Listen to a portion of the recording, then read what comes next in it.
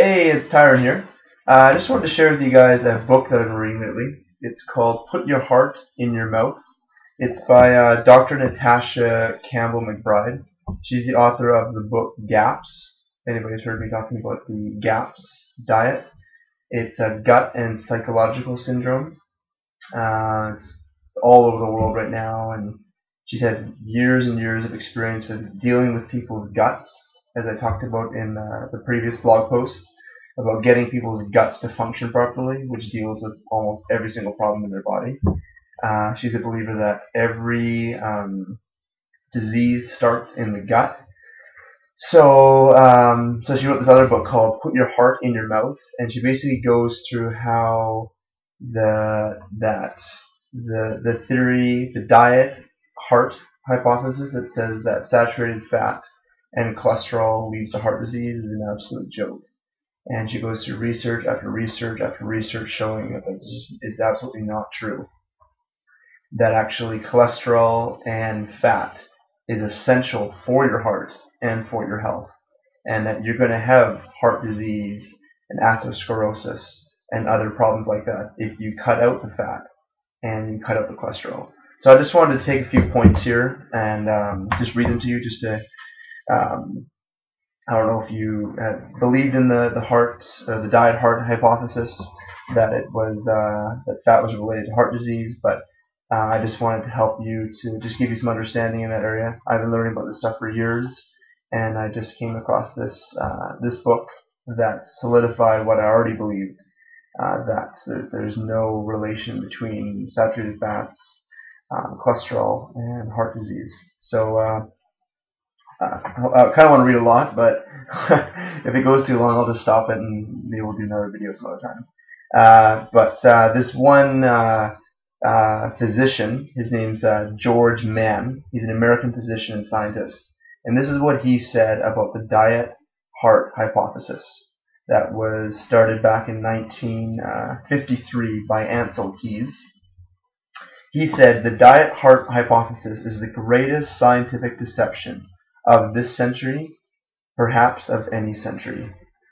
So, I mean, it's some of the reasons that I believe that it's still being, perpetuated, and, we're still being fed this information is because of, money in the drug industry, in prescription drugs and political reasons.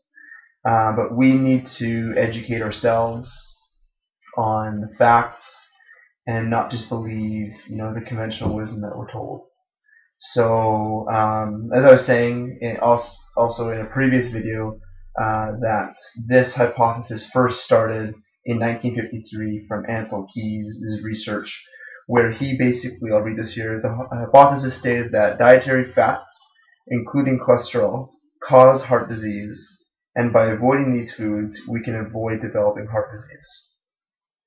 I can go into a little bit more reading here, maybe at another time, about how she explains how the research that was done in 1953 was completely flawed, and that there was holes all in it.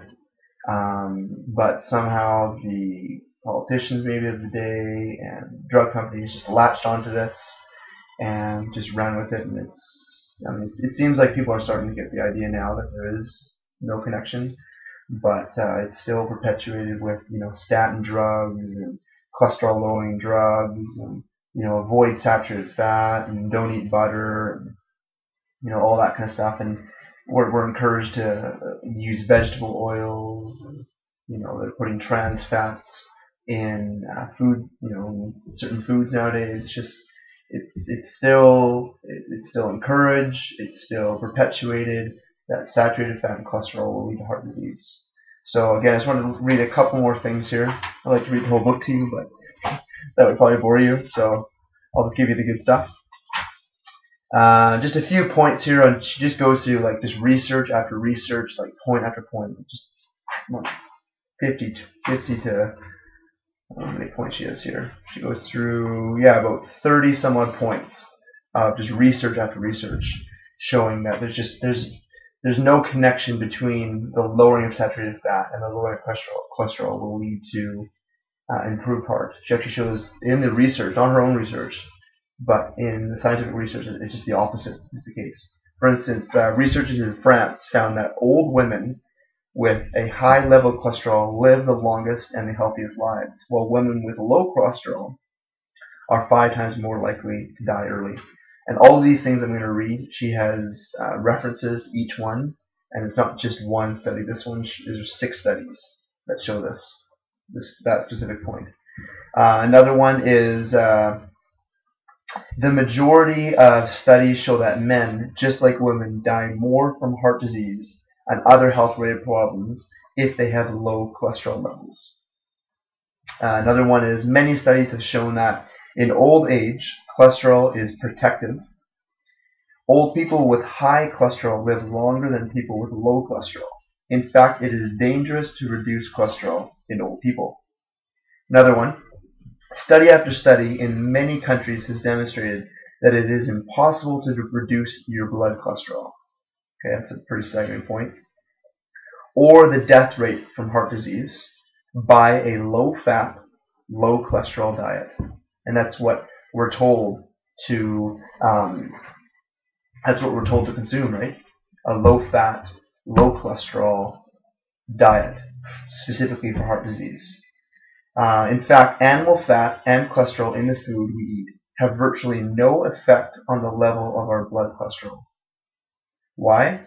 Because every organ and every cell of the body produces cholesterol.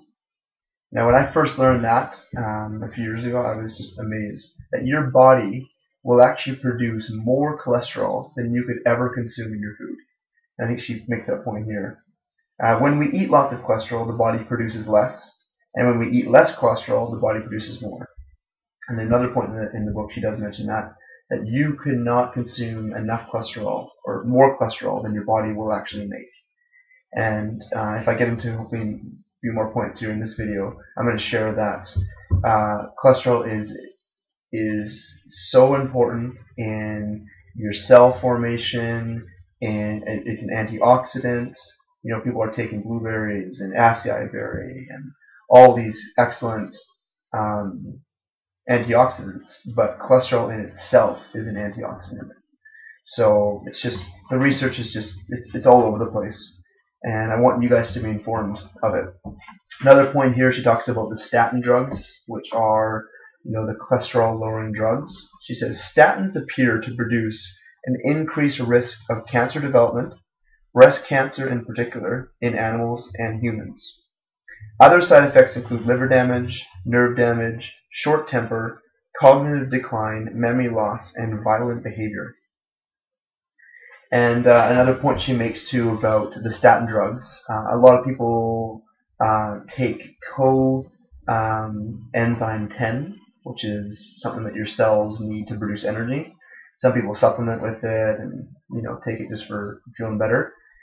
She actually shows that statins actually block the synthesis of coenzyme Q10, which I mentioned is an essential chemical for energy production in the body.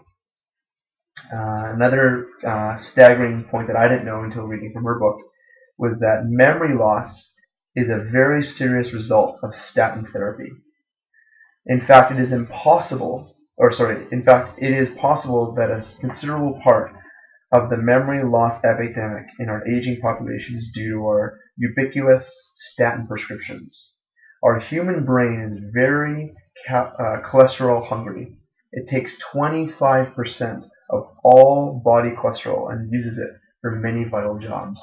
So even just the fact of reducing cholesterol, whether it's in the elderly population or anybody, your brain uses so much cholesterol, and it's going to affect your memory if you're decreasing your cholesterol, but particularly if you're taking a statin, which is actually going to lower your cholesterol. Because even if you don't eat a lot of cholesterol, like I said in the previous point, your body will actually make the cholesterol that your body needs. So it's particularly an issue with people that are taking a cholesterol lowering drug where they need to worry about it. But in people that aren't taking cholesterol lowering drug, there's no fear in eating cholesterol rich foods, and there's actually benefit in it. So let me just read a few more points here. Cholesterol protects us from infections. It's actually good for your immune system. People with low blood cholesterol are more prone to infections. And when they get an infection, they have an increased risk of dying from it compared to people with high cholesterol. Kind of an interesting thing here, I didn't know this before reading her book here. For centuries before the discovery of antibiotics, a mixture of raw egg yolks and cream, which are very rich in cholesterol, was used as a cure for tuberculosis. So keep eating those egg yolks and drinking that cream. Also, from the beginning of the cholesterol-lowering trials, an increased number of deaths from violence and suicide have been recorded. Again, your brain is so rich in fat. As I mentioned before, 25% of your cholesterol is used by your brain, but your brain also uses fats for just vital functions. Your brain uses DHA fat from the fish oils and the krill oil, for one thing. So, I mean, your body needs fats in massive amounts. So if we're cutting out the fat completely, month after month after month, if we're on a specific diet where we're trying to, reduce your calories down for a short time, that's fine. But if we're just living a lifestyle where we're avoiding fat because we think it's bad or we think it's going to hurt us, reducing cholesterol if we think it's bad, it's going to backfire, as we can see in just society in general and from what the research is showing. So let me read you a few more here. Study after study has shown that vegetable oils and margarines are dangerous. First, it was discovered that these oils damage our white blood cells, making us more prone to infections, inflammation, and cancer. Vegetables and margarines accelerate aging. So the vegetable oils, for instance, are things like corn oil, soy oil, sunflower oil, safflower oil, canola oil, and those types. Okay, those are the ones you just want to avoid and not give to your worst enemy. Okay, a few more points here. Trans fatty acids is a fat that your body is made when they hydrogenate a vegetable oil. They basically add hydrogen to it. So that's usually typically in things like margarines, shortenings. A lot of processed food will have trans fats in it. It just basically makes a vegetable oil hard. So these trans fats, they inhibit the function of normal fatty acids in the body, interfering in a myriad of normal processes in our cells. Trans fats have been found to have a damaging effect on our cardiovascular system, so our heart, our immune system, our reproductive system, energy metabolism, fat and essential fatty acid metabolism, liver function, and cell membranes. So I mean, it's like almost every system in the entire body is affected due to trans fatty acids. So again, trans fatty acids are the fats that they've taken a vegetable oil, which is liquid at room temperature, and they've added hydrogen to it to make it a solid. So whether they used corn oil or they used safflower oil or sunflower oil or canola oil, it doesn't really matter. The proponents of the diet heart hypothesis have promoted vegetable oils in order to reduce cholesterol. The surprise for them was that study after study found that instead of reducing blood cholesterol, these oils increased it. And I'm not sure if I'm going to get into it at this point because this video has already been running for about 14 minutes, so hope you guys haven't fallen asleep. But maybe in a video in a couple days I can do another one just to show it about how and why, when we consume vegetable oils, trans fatty acids, and those kind of damaged foods, why your blood cholesterol will actually increase. Because you'll see that the liver will actually produce cholesterol where there is damage.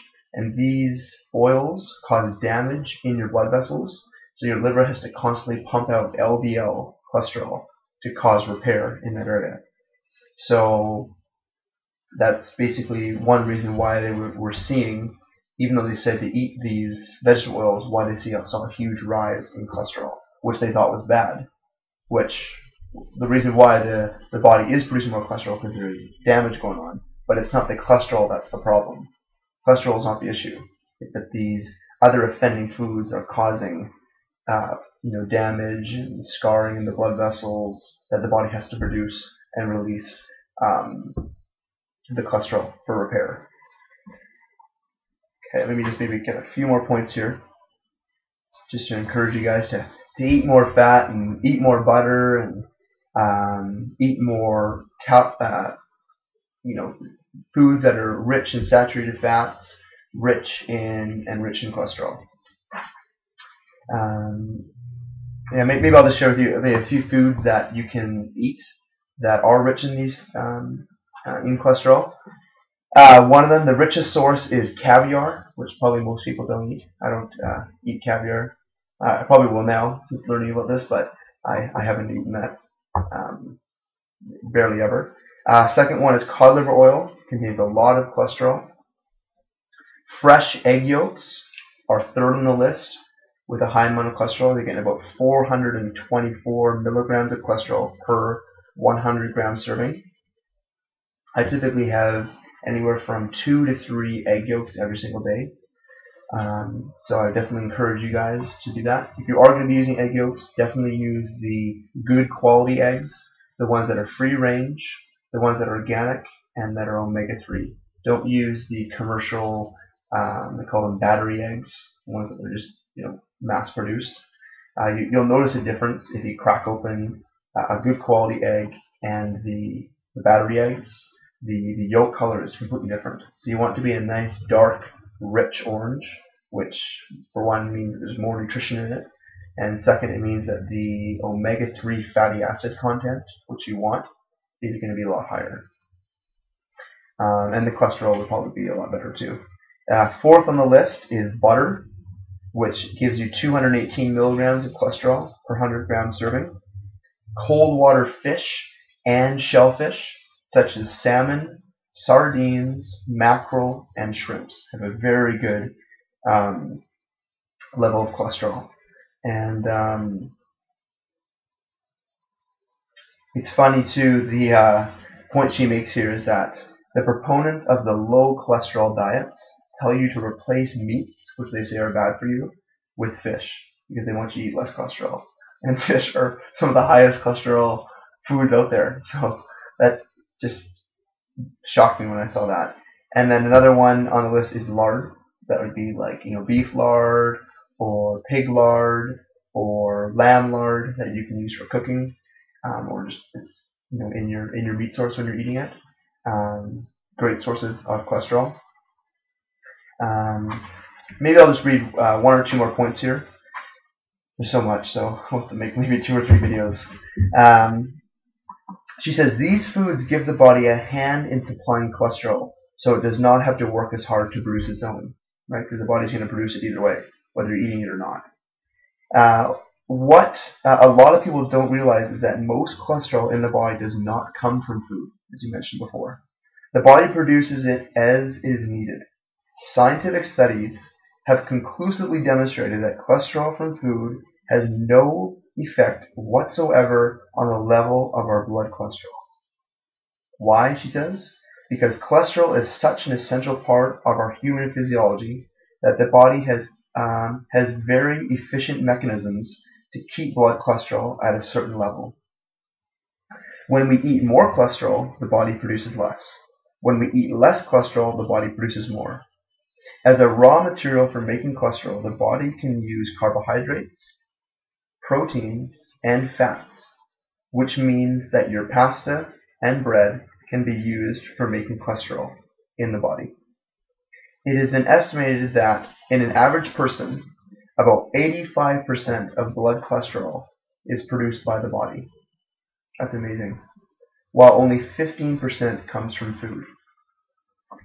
So when the diet heart hypothesis or conventional wisdom is saying, hey, stay away from cholesterol rich foods because it's going to make cholesterol go up, Well, your body is producing 85% of the cholesterol in your body is produced by your body. It has nothing even to do with any of the foods that you're eating. So, I mean, that kind of throws that just out the door. So yeah, one more point here just to conclude on this. She says here on this one chapter here, cholesterol is one of the most essential substances in the body. We cannot live without it, let alone function well. However, the life of the diet heart hypothesis is coming to an end, and we become aware that cholesterol has been mistakenly blamed for the crime just because it was found at the site of it. Okay, that's a really important point. We're blaming cholesterol for the crime and the problem when it just was there at the scene because of the offending factor. So it's like saying the police are to blame for the crime because they're at the crime scene, they're putting the tape around, so they must have caused the crime. But they're there to clean up the mess or to figure out the problem. So cholesterol is there to clean up the mess, to repair the damage that something else has caused. So she mentions here also that the crime is atherosclerosis, which is scarring and deposits that get deposited up in the artery, in the blood vessel. So that's the real culprit. And I'll get into in later videos of what atherosclerosis is, more detail, how it's developed, and how fats and cholesterol can be used to actually help with that problem. So I hope this is educational to you. I'm really excited about this stuff.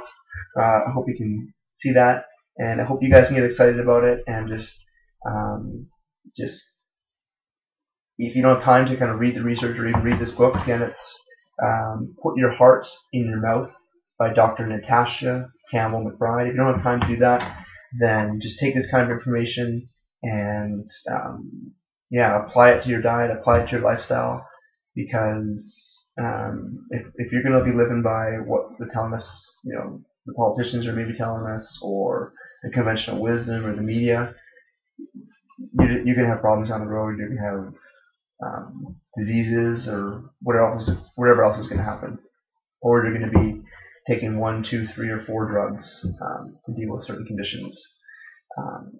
So I'm really passionate about this, and if you have any questions, feel free to email me, or you can post some comments below. I'd love to answer any questions you have. Hope I can help. So start eating those egg yolks, the caviar if you want, butter, cold water fish, and enjoy that food. Enjoy that fat. Talk to you later.